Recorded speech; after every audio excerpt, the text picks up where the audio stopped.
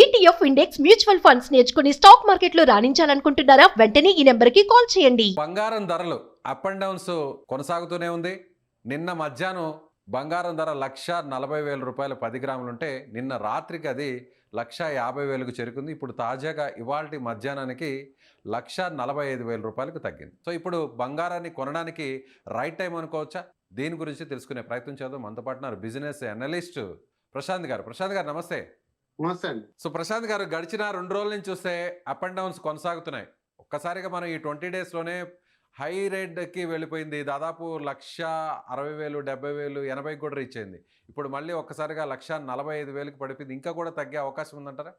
Definite గా బంగారు ఇట్లా స్టాక్ మార్కెట్ సూచీలాగా అప్ అండ్ డౌన్స్ రావడం అనేది సాధారణంగా జరగదండి. 70 ఏళ్ల చరిత్రలో మనం చూసుకుంటే దాదాపు 1-2 సార్లు తప్ప ఒక వారం 10 రోజుల వ్యవధిలో ఇలా 10-20% డౌన్ కావడం అనేది మనం ఎప్పుడు చూడలేదు. ఎందుకంటే బంగారు చాలా స్థిరమైన విలువ కలది, చాలా వైడ్ రేంజ్ వాల్యూ. అంటే దాదాపుగా US$ తర్వాత అంత పటిష్టంగా, అంత నమ్మకంగా ప్రపంచవ్యాప్తంగా హోల్డ్ చేసుకోవడం కానీ, వ్యాపార వాణిజ్య లావాదేవీలకు వాడడం కానీ జరిగేది బంగారం. సో అటువంటి బంగారం ఒక స్టాక్ మార్కెట్ ఇండెక్స్ లాగా, లేకపోతే ఒక స్టాక్ లాగా, అంటే ఒక ఫర్ ఎగ్జాంపుల్ ఒక రిలయన్స్ స్టాక్ లాగా ఈరోజు అప్ అయింది, ఈరోజు డౌన్ అయింది అనే సూచి చూడడం అనేది అది మనకు కొంత వివరణ ఇస్తుంది. ఎందుకంటే నేను చాలా సుమన్ టీవీ ద్వారా చాలా విశ్లేషణలు చేశాను. సో బంగారం అనేది ప్రధానంగా ఒక ఇన్సూరెన్స్ అసెట్ గా ఉండేది. అంటే గత తరాలుగా 2-3 వేల సంవత్సరాలుగా ఒక 40, 60, 70 ఏళ్ళ మన ఇండియా చరిత్రలో కూడా బంగారాన్ని ఎప్పుడు కూడా ఒక ఆభరణంగా వాడుకొని ఒక అసెట్ గా, అంటే మనకి ఏదైనా ఆపడల్లో కాపాడే ఒక వస్తువుగా ఇంట్లో దాచుకునే బంగారు ఈరోజు ఒక ఫైనాన్షియల్ ఇన్స్ట్రుమెంట్ లాగా అయిపోయింది. అంటే మన దగ్గర ₹1,00,000 ఉన్నాయి, లేదు క్రెడిట్ కార్డులో ₹1,00,000 స్వైప్ చేసి బంగారు కొందాం, మళ్ళీ రేపు 1,50,000 అవుతుందంట అనే అనే అనే పరిస్థితికి దాదాపు 2005 తీసుకొచ్చింది. ఎందుకంటే 75% రిటర్న్ ఇచ్చింది. ఏ స్టాక్ మార్కెట్ లో కూడా మీరు నిఫ్టీ తీసుకున్నా, సెన్సెక్స్ తీసుకున్నా దాదాపు 15% నుంచి 25% రిటర్న్స్ వస్తే చాలా గ్రేట్ అనుకునే రోజుల్లో బంగారు 75%, సిల్వర్ 150% రిటర్న్ రావడంతో అమాంతంగా 2026లో ప్రతి చిన్న రీటైలర్ దగ్గర నుంచి ఫైనాన్షియల్ ఇన్స్టిట్యూషన్స్ కానీ, ఇన్స్టిట్యూషనల్ ఇన్వెస్టర్స్ కానీ, దేశాలు, సెంట్రల్ బ్యాంకులు అన్ని కూడా బంగారం వైపు చూసే విధంగా జరిగింది. సో అటువంటి ఫైనాన్షియల్ ఇన్స్ట్రుమెంట్ జరిగిన తరుణంలో మార్కెట్ ఒడిదుడుకులు, అంటే వొలటాలిటీ అంటారు చూసారా, యుద్ధ వాతావరణం ఉంది, అనిశ్చితి ఉంది, ఇన్ఫ్లేషన్ పెరిగింది, డాలర్ బలపడుతుంది. ఇటువంటి క్రమంలో బంగారం అనేది ఒడిదుడుకులు కుదురుకోవడం, అది కూడా రోజువారీగా, అంటే మీరు అన్నట్టు పొద్దున 1:50, 40లో ఓపెన్ అయిన బంగారు US మార్కెట్ ఓపెన్ అయ్యడానికి 1,50,000 ఉండేది. అంటే 24 క్యారెట్ల ధర చెప్తున్నాను. ఇప్పుడు మనం మాట్లాడుతుంటే 1,45. ఇంత ఫ్లక్చుయేషన్స్ అనేది దాదాపుగా ఒక రోజుల వ్యవధిలో చూసేవాళ్ళు, కానీ ఇలా గంటల వ్యవధిలో అనేది కుదరదు. అసలు అది ఎందుకు అంటే ప్రధానంగా మీరు గమనించాల్సిన అంశం, ఇలా ఎప్పుడు జరుగుతుంది అంటే ఫిజికల్ గోల్డ్ ని అంత విధిగా కొనడం అమ్మడం జరగదండి. మీరు ఒక 10 గ్రాముల కాయిన్ తీసుకున్నారంటే దాన్ని కొని అమ్మడానికి దాదాపు వారం వ్యవధి తీసుకుంటారు.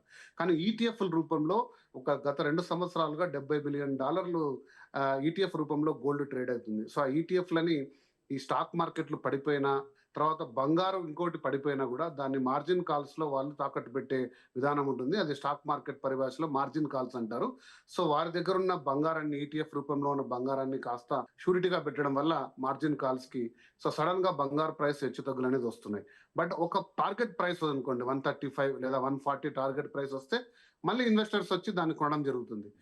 సో ఇటువంటి పరిస్థితుల్లో సాధారణ ఇన్వెస్టర్ ఎప్పుడు కూడా కొంచెం సైలెంట్ గా ఉండడం బెటర్. ఎందుకంటే ఎక్కువ మొత్తం రిటర్న్ వస్తుందని ఆశతో పెట్టుకొని పోగొట్టుకోవడము, లేదా అరే మనం ఏదో మిస్ అవుతున్నాము, ఇంతకంటే తగ్గదేమో అనే ఒక ఆశతో అప్పులు తెచ్చి మరి పెట్టడము, ఈ రెండు కూడా మనం మానుకొని ఒక వైజ్ ఇన్వెస్టర్ గా, మనం ఎప్పుడు చెప్పే విధానంగా వైజ్ ఇన్వెస్టర్ గా మనం దీన్ని ఇన్వెస్ట్మెంట్ చేసుకుంటూ కొద్ది మొత్తంలో ఈ తగ్గుతున్న ప్రైస్ ని కొంత మొత్తం క్యాప్చర్ చేసుకొని మళ్ళీ వెయిట్ చేసి కొంచెం తగ్గుతుంటే ఇంకొంచెం తీసుకోవడం లాంటి చర్యలు తీసుకుంటే మనకు డెఫినెట్ గా ఇది లాంగ్ టర్మ్ లో మంచి రిటర్న్స్ ఇచ్చే అవకాశం ఉంది. సో నా దగ్గర అయితే ఇప్పుడు 100% నేను ఇన్వెస్ట్ చేయడానికి అమౌంట్ ఉంటే ఇప్పుడు ఎంత పర్సెంటేజ్ పెట్టి నేను గోల్డ్ని కొనవచ్చు? ఎగ్జాంపుల్ సామాన్యులకు అర్థం అవ్వాలంటే ఇప్పుడున్నటువంటి ప్రైస్, యాజ్ ఆఫ్ నౌ ఉన్నటువంటి ప్రైస్.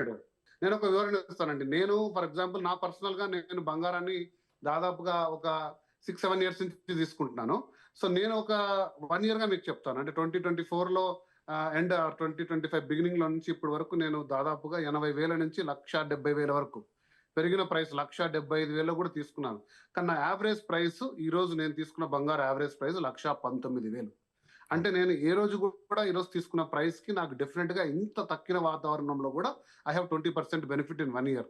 మార్కెట్ లో మనం ఒక 5 టైమ్స్ ఎంటర్ అయితే అంటే 20% మీరు తీసుకొని మరి ఒక వారం వెయిట్ చేసి ఇంకొంచెం తగ్గితే ఇంకొక 10% తీసుకున్నా కూడా మీకు ఇబ్బంది ఏం లేదండి.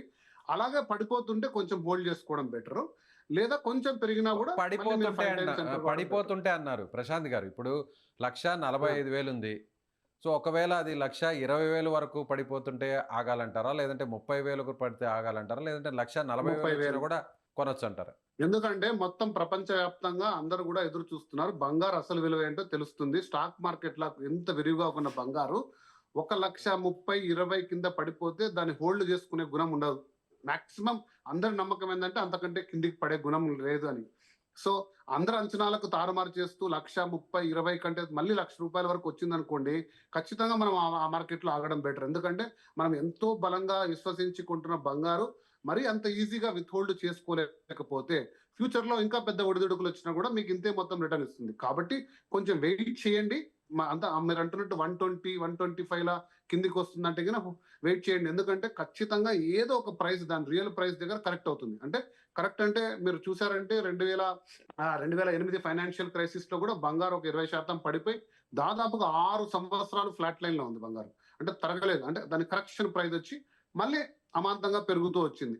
కాబట్టి ఒక ప్రైస్ దగ్గర కరెక్షన్ జరుగుతుంది. ఆ ప్రైస్ ఎంత అనేది ఇంకా మనం తేల్చుకోలేము. సో మా అంచనా ప్రకారంగా అయితే 140 అనేది బంగారు లీస్ట్ ఆర్ డిమాండ్ ప్రైస్. అంతకంటే దిగువ అంటే స్టేబుల్ గా ఉండే అదే అది ఒక రకంగా చెప్పాలంటే మిడిల్ గా ఉండేటువంటి ప్రైస్. డిమాండ్ ప్రైస్ అంటే ఏంటంటే ఆ ప్రైస్ కి వస్తే ఖచ్చితంగా పెద్ద పెద్ద ఇన్వెస్టర్లు మళ్ళీ ఆ ప్రైస్ లో కొంటారు. డిమాండ్ ప్రైస్ అంటే ఆ ప్రైస్ లో తీసుకొని మళ్ళీ దాన్ని ప్రాఫిట్ బుక్ చేసుకుంటారు. వాళ్ళు ఒక టార్గెట్ ప్రైస్ పెట్టుకుంటారు 160, 165. సో మనలాంటి వాళ్ళకు అంత అర్థం కాదు కాబట్టి 165 లో మళ్ళీ సడన్ గా పడిపోతుంది. ఎందుకంటే ప్రాఫిట్ బుకింగ్ 1 జనవరి 31 లో చూసాం మనం ప్రాఫిట్ బుకింగ్. మళ్ళీ ఇప్పుడు మార్చ్ 30కు ఇయర్ ఎండ్ బుకింగ్స్ ఉంటాయి కాబట్టి అందులో కూడా ఒక మళ్ళీ 10% డిఫరెన్స్ ఉండొచ్చు. కాకపోతే మనం ఎంటర్ అయ్యే వాళ్ళకి నేను ఇచ్చే సలహా ఏంటంటే మీరు 1 మంత్ 2 మంత్స్ మార్కెట్ లోకి అసలు రావద్దండి. మీరు అటువంటి మార్కెట్ ఉంటే మీకు స్టాక్ మార్కెటే మంచిది. బంగారం లాంటివి, వెండి లాంటిలో మీరు విలువ పెట్టద్దండి. ఎందుకంటే 70 ఏళ్ల చరిత్రలో స్టాక్ మార్కెట్ మీకు 12.5% రిటర్న్ ఇచ్చిండొచ్చు యావరేజ్. మీరు నిఫ్టీ కానీ సెన్సెస్ తీసుకుంటే బంగారు ఈ రోజు కూడా 14% రిటర్న్ ఇచ్చింది. లాంగ్ రన్ లో పెట్టుకున్న వాళ్ళు ఎవరు బంగారు డిసప్పాయింట్ కాలేదు. సో ఆ లాంగ్ రన్ మీరు హొరైజాన్ లో ఇన్వెస్ట్మెంట్ తర్వాత మేము ఎప్పుడు ఇచ్చే సలహా మీ ₹100 ఇన్వెస్ట్మెంట్ లో 10% టు 15% దాటి లోహాలకు అంటే బంగారు కానీ సిల్వర్ కానీ మీరు ఏదైనా సరే బ్రాంజ్ కానీ ఇవన్నీ కూడా ఒక 15% పెట్టుకోండి. దాన్ని ఇన్సూరెన్స్ అసెట్స్ గా చూడండి. అంటే మీకు ఇన్సూరెన్స్ అంటే ఆపదలో ఆదుకునే విధంగా. అంతేగాని గ్రోత్ అసెట్ గా పెట్టి ఒక రోజు నిలబెట్టి మరుసటి నెల అమ్మేయడం లాంటి mutual funds, chit funds, stock market, real estate పెట్టుబడులతో సమానంగా దీన్ని చూడొద్దండి అంటూ మేము ఎప్పుడు కూడా వివరిస్తుంటాం. రైట్ అండి. Thank you sir. Thank you so much Prashanth garu. So ఇది మార్కెట్ అనలిస్ట్ ప్రశాంత్ గారు చెప్తున్నట్టుగా ఇదైతే సరైనటువంటి కొనాల్సినటువంటి సమయం 1,40,000, 1,45,000 ఉన్నప్పుడు కూడా ఇది డిమాండ్ ప్రైస్ కాబట్టి ఎవరైనా కూడా బంగారు ఆభరణాలు కొనాలన్నా లేదంటే కొద్దిపాట్లో ఇన్వెస్ట్ చేయాలన్నా కూడా ఇది రైట్ టైం అని ఆయన చెప్తున్నారు. మీరేమనుకుంటున్నారు? మీ అభిప్రాయాన్ని కామెంట్ చేయండి. Thank you.